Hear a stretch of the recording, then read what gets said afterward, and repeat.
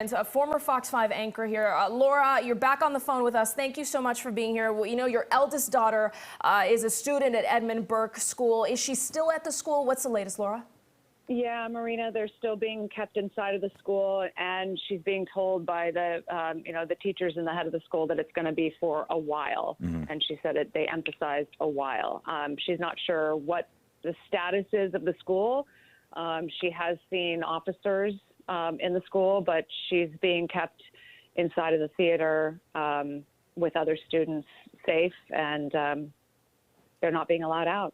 Laura, your kids grew up in an age where preparation for situations like this are sadly part of going to school. And clearly we've seen incidents across this country. We know that what happened today was not necessarily something that happened in the confines of the school.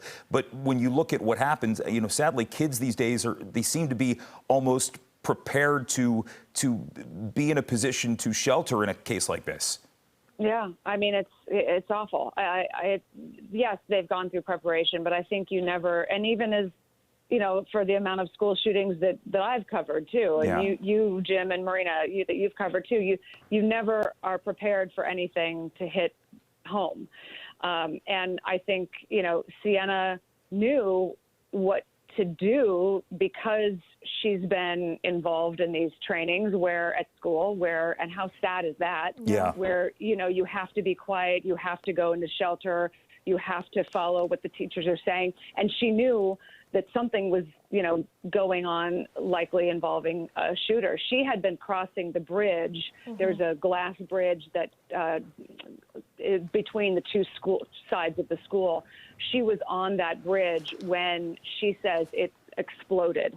And there was another girl with her who was hit by some glass, Sienna believes, who was bleeding pretty profusely. She said that Sienna says there was blood everywhere, and Sienna took her jean jacket off, put her jean jacket over, you know, the wound. And when they went into the theater, said she was holding pressure on the girl's arm.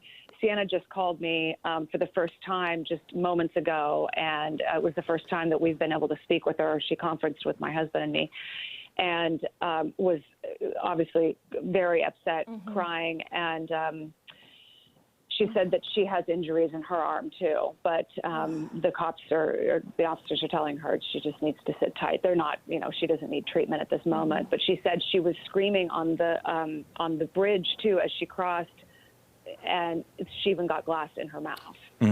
That is, Laura. We, like you say, have covered these things sadly too often, and to hear it in this manner is just, like you said, not just close enough, but the fact that your daughter at this point suffered, if only superficial wounds from this. Walk us through what she said happened after when they moved them. Now it sounds like, are D.C. police, from your understanding through Sienna, are they in the school? Is there someone where she is that she knows that they are safe and protected by them at this hour? So she's telling me that police were doing a sweep inside of the school. Okay. I'm only hearing, I'm not down there. My husband is down there, and he's seeing some of the activity that you and I are all seeing on your air. But how many officers are in the school, I don't know. I do know from Sienna that there have been officers in the school doing what she says is a quote unquote sweep. You know, this is coming from a 16-year-old. So, but again, you know, they were told originally, they were told about a half an hour ago that they could leave, but they had to leave their phones, and then they were told, nope, you've got to stay. Okay. So, and it's going to be a while. So here we are sitting and waiting to hear more. What time was dismissal there at the school? 3:15, and I got the first text from her at 3:38.